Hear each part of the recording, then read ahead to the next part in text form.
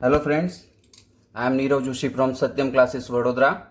તો મિત્રો, હવે બીજા લેક્ચરમાં આપણે એ જાણીશું કે આપણે રાસાયણિક સમીકરણ સમજતા પહેલાં અમુક મહત્ત્વની જે સંજ્ઞાઓ છે એને યાદ રાખવાની જરૂર છે.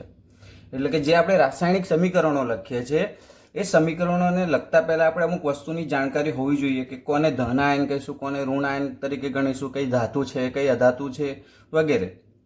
તો અમુક અહીંયા હું તમને લખી આપેલું છે, ધ્યાનથી તમે પણ તમારી નોટબુકમાં નોટ કરી શકો છો.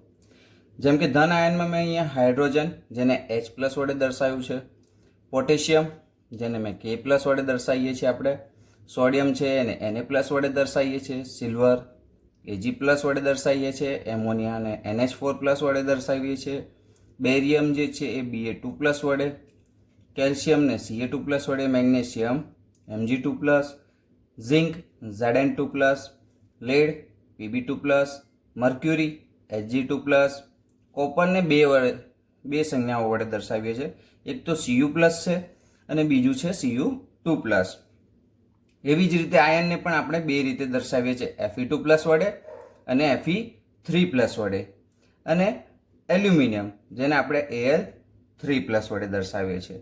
એવી જ રીતે મિત્રો આપણે ઋણ આયનોને, જેમાં આપણે ક્લોરાઇડ જે છે એને Cl- વડે દર્શાવીએ છીએ, બ્રોમાઇડ છે એને Br- વડે દર્શાવીએ છીએ, આયોડાઇડ જે છે એને આપણે I- વડે દર્શાવીએ છીએ, હાઇડ્રોક્સાઇડ જે છે એને OH- વડે દર્શાવીએ છીએ, નાઇટ્રેટ જેને NO3- વડે દર્શાવીએ છીએ, બાયકાર્બોનેટ જેને આપણે હાઇડ્રોજન કાર્બોનેટ પણ કહીએ છીએ એને HCO3- વડે દર્શાવીએ છીએ, કાર્બોનેટ જે છે એને CO3 વડે દર્શાવીએ છીએ, સલ્ફેટ છે એને SO4 વડે, ઓક્સાઇડ જે O2 વડે દર્શાવીએ છીએ, સલ્ફાઇડ જેને S2-, નાઇટ્રાઇડ જેને N3- વડે દર્શાવીએ છીએ.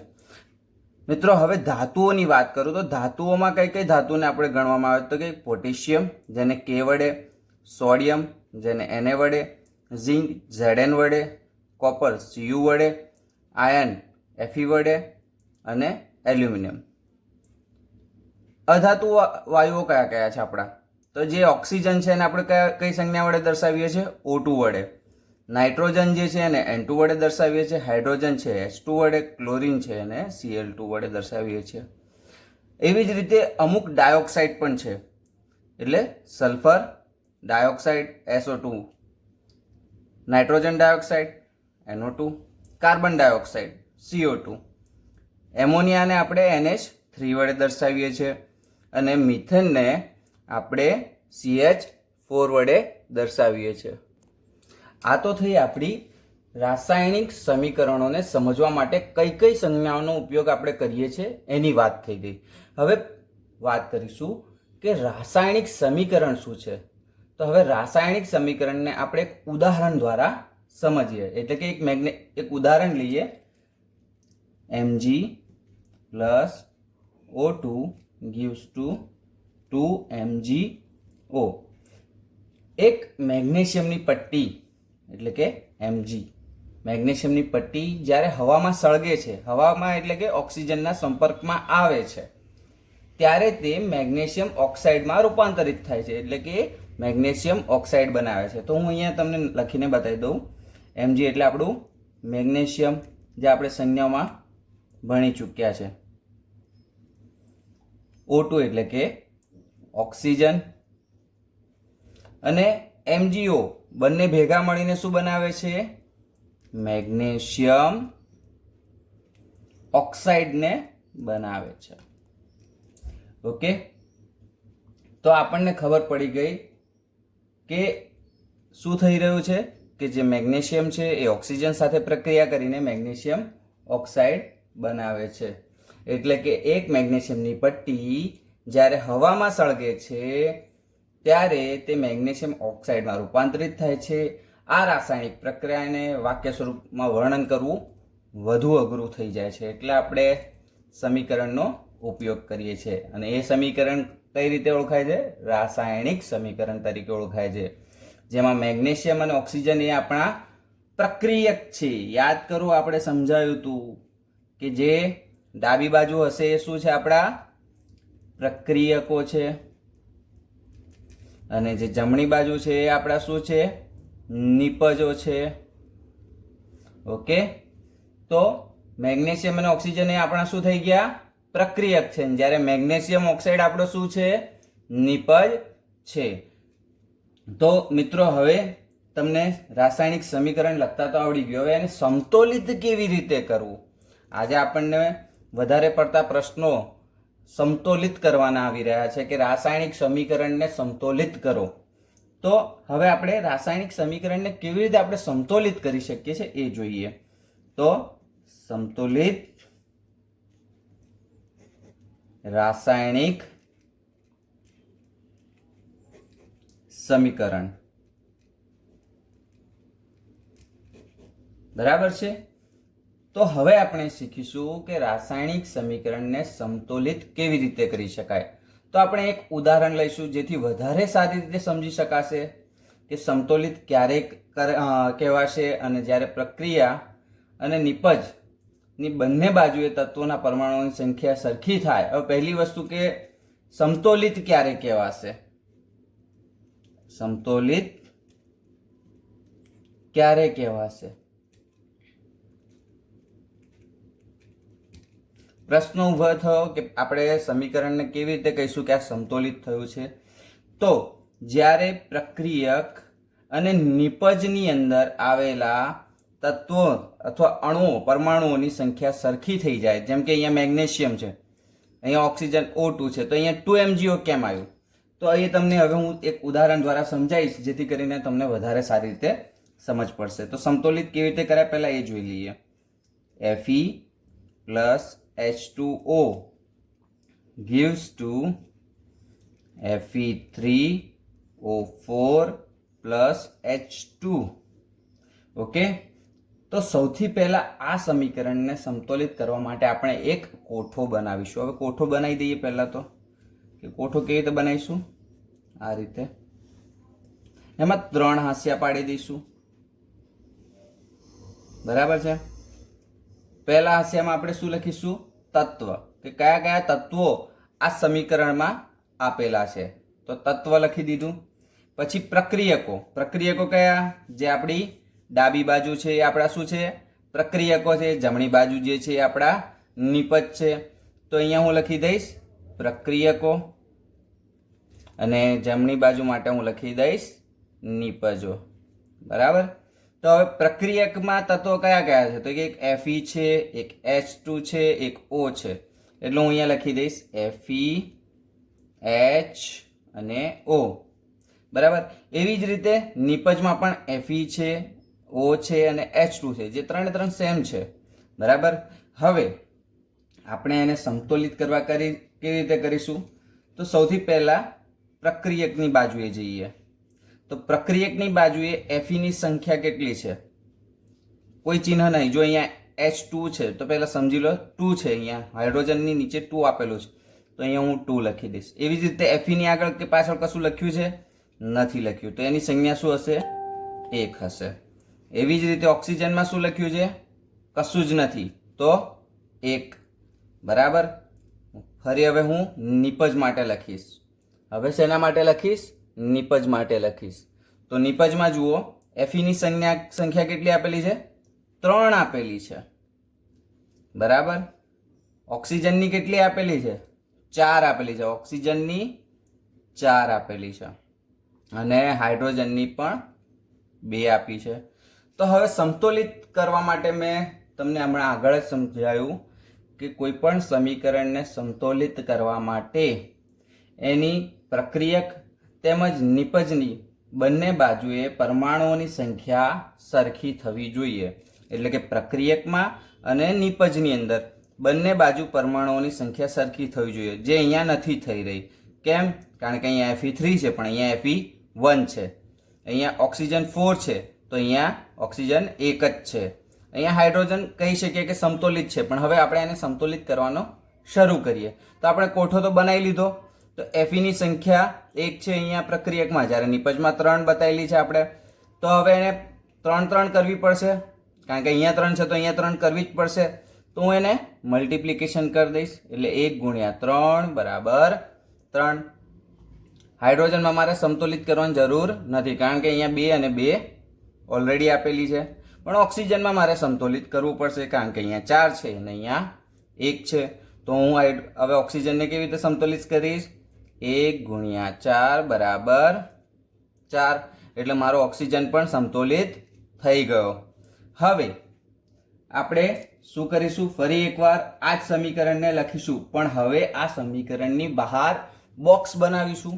તો હવે આ જે સમીકરણ જે છે એ સમીકરણને ફરી લખીશ અને એની આગળ બોક્સ બનાવીશ. તો Fe એની બોક્સ પ્લસ H2O એને પણ બોક્સમાં પૂરી દીધું, પ્રક્રિયાની નિશાની આપી દીધી. Fe3O4 પ્લસ H2 એને પણ પ્લસ H2 બરાબર.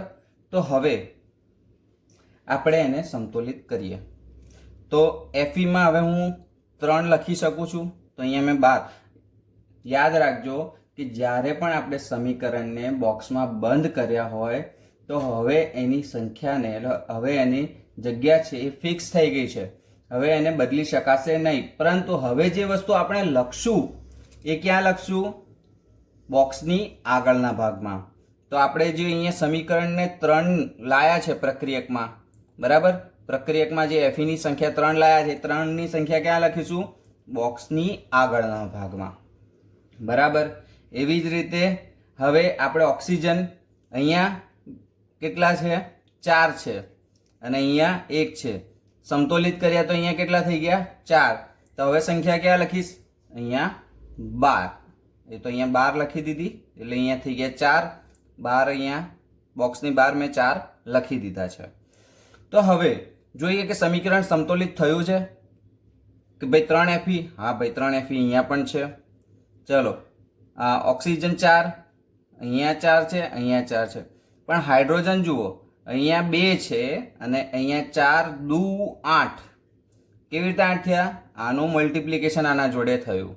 4નું મલ્ટિપ્લિકેશન 2 જોડે થયું તો 4 દુ 8. ક્યાં થઈ રહ્યું છે? પ્રક્રિયકમાં.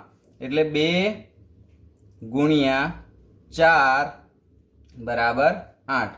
હવે મારા પ્રક્રિયકની અંદર જે હાઇડ્રોજન છે એની સંખ્યા હવે 8 થઈ ગઈ છે. ઓકે, તો હવે આપણે શું જોઈશું કે હવે આપણે અહીંયા પાછું સમતોલિત કરવું પડશે કારણ કે અહીંયા સમતોલિત નહીં, હાઇડ્રોજન જે છે આપણો અસંતુલિત થઈ ગયું છે. તો હવે એને સમતોલિત કરવા માટે શું કરીશું? હાઇડ્રોજનને પણ 8 કરી દઈશું. એટલે 2 ગુણ્યા 4 બરાબર 8. તો હવે હું અહીંયા શું લખીશ? 4ની નિશાનીને બહાર બોક્સની બહાર લખી દઈશ. તો હવે મિત્રો આપણું જે સમીકરણ છે સમતોલિત થઈ ગયું છે. જુઓ ફરી એકવાર, 3 Fe અહીંયા છે, 3 Fe અહીંયા છે, ઓકે, 4 ઓક્સિજન અહીંયા છે, 4 એકા 4, 4 એકા 4 એટલે 4 ઓક્સિજન અહીંયા પણ છે, ઓકે. 4 દુ 8, આ બેની સંખ્યા છે 4 દુ 8 એટલે 8 હાઇડ્રોજન અહીંયા છે, 4 દુ 8, 8 હાઇડ્રોજન અહીંયા છે. એટલે હવે આપણે કહી શકીએ કે આપણું જે સમીકરણ છે એ સમતોલિત થઈ ગયું છે. તો હવે સમીકરણને સમતોલિત થયા પછી આપણે કેવી રીતે લખીશું? જુઓ હવે. તો હવે સમીકરણને સમતોલિત કર્યા બાદ સમીકરણને ફરીથી લખશું. તો સમીકરણને હવે આપણે કેવી રીતે લખશું? તો થોડું ઇન્ફોર્મેટિવ બનાવીને પણ લખવાનું છે. આપણે યાદ કરજો, આપણે ઇન્ફોર્મેટિવ કરવાનું કેવી રીતે શીખ્યું હતું? તો 3Fe સોલિડ એટલે કે ઘન અવસ્થામાં, 4H2O હંમેશા લિક્વિડ અવસ્થામાં હોય છે એટલે કે પ્રવાહી અવસ્થામાં, Fe3O4 જે એવું છે એવું જ છે, પ્લસ 4H2. ઓકે, તો આપણું જે સમીકરણ જે છે એ સમતોલિત થઈ ગયું છે, બરાબર. તો અહીંયા આપણે આપણા સમીકરણને સમતોલિત કરી દીધું છે. તો હવે અહીં આપણને સમીકરણ સમતોલિત થતું દેખાશે અને આપણે કેવી રીતે ખબર પડશે કે આપણું સમીકરણ સંતુલિત થઈ ગયું છે? તો આપણને યાદ કરી લો, હમણાં જ શીખવાડ્યું છે કે પ્રક્રિયક અને નિપજ બંને બાજુએ તત્વોના પરમાણુઓની સંખ્યા સરખી થઈ જાય છે. એટલે કે આપણું સમીકરણ સમતોલિત થઈ જાય છે. પ્રક્રિયક અને નિપજના પરમાણુઓની સંખ્યા સરખી થઈ જાય છે તો એને આપણું સમીકરણ સમતોલિત થયું છે એ રીતે ગણી શકાય. તો હવે એક બીજું ઉદાહરણ લઈએ જેથી કરીને તમને વધુ સારી રીતે સમજ પડી શકે કે સમીકરણને સમતોલિત કેવી રીતે કરાય છે. તો mg 2mg plus O2 gives to MgO. તો હવે આપણે શું કરીશું, ફરી કોઠો બનાવીશું. તો કોઠો બનાવીએ, આપણે 3 ભાગ બનાવી દઈએ એના. બરાબર, 3 ભાગમાં શું લખવાનું છે? તો પહેલા ભાગમાં આપણે શું લખશું? તત્વ. બીજા ભાગમાં શું લખશું? પ્રક્રિયકો. અને ત્રીજા ભાગમાં શું લખશું? નિપજો. બરાબર, તો હવે તત્વ કયા કયા દેખાય છે? પ્રક્રિયકની બાજુમાં મને mg અને ઓક્સિજન દેખાય છે, નિપજમાં પણ મને mg અને ઓક્સિજન દેખાય છે. તો હું લખીશ mg અને અહીંયા ઓક્સિજન. હવે જોઈએ કે પ્રક્રિયકમાં mg ની સંખ્યા કેટલી છે. તો mg ની સંખ્યા કેટલી છે?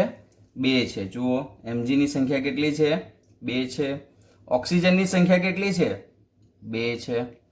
પણ અહીંયા આપણને શું જોવા મળે છે કે mg ની સંખ્યા નિપજની અંદર 1 છે અને ઓક્સિજનની સંખ્યા પણ નિપજની અંદર 1 છે.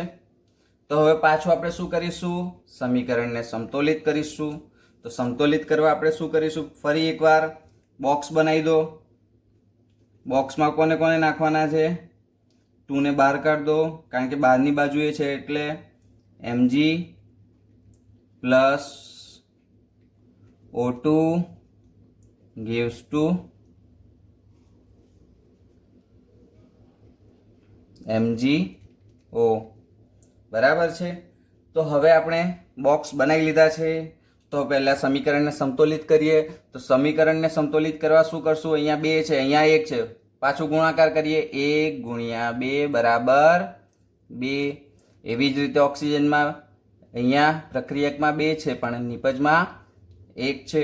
તો શું કરીશું? 1 ગુણ્યા 2 બરાબર 2. તો હવે આપણે સમીકરણને સમતોલિત કરવાનો પ્રયાસ કરીએ. તો આપણે જોઈએ કે mg ની સંખ્યા 2 છે. ચલો, 2 પ્રક્રિયકમાં છે. ઓક્સિજનની 2 પ્રક્રિયકમાં છે. હવે નિપજમાં કઈ કઈ આવી ગઈ? 2 આવી ગઈ mg ની અને 2 આવી ગઈ ઓક્સિજનની. તો હું અહીંયા 2 લખી દઈશ. 2 એકા 2, 2 એકા 2, એટલે થઈ ગયું આપણું સમીકરણ સમતોલિત. તો ફરીવાર આપણે સમીકરણને કેવી રીતે લખીશું? તો સમીકરણને આપણે થોડું ઇન્ફોર્મેટિવ પણ બનાવવાનું છે. તો 2mg સોલિડ એટલે કે ઘન અવસ્થા plus O2 gives to, O2 શેમાં છે? ગેસ એટલે કે વાયુ અવસ્થા, અને 2mgO જે આપણી ઘન અવસ્થા દર્શાવે છે. તો અહીંયા પણ આપણે આપણું સમીકરણને સમતોલિત કરી દીધું છે. તો હવે આપણે રાસાયણિક પ્રક્રિયાના પ્રકાર વિશે સમજીશું, જે નેક્સ્ટ લેક્ચરમાં હું તમને સમજાવીશ રાસાયણિક પ્રક્રિયાઓના પ્રકાર વિશે. તો તમને મારો આ લેક્ચર પસંદ આવ્યો હોય તો અમારા લેક્ચરને લાઈક કરજો, સબસ્ક્રાઈબ કરજો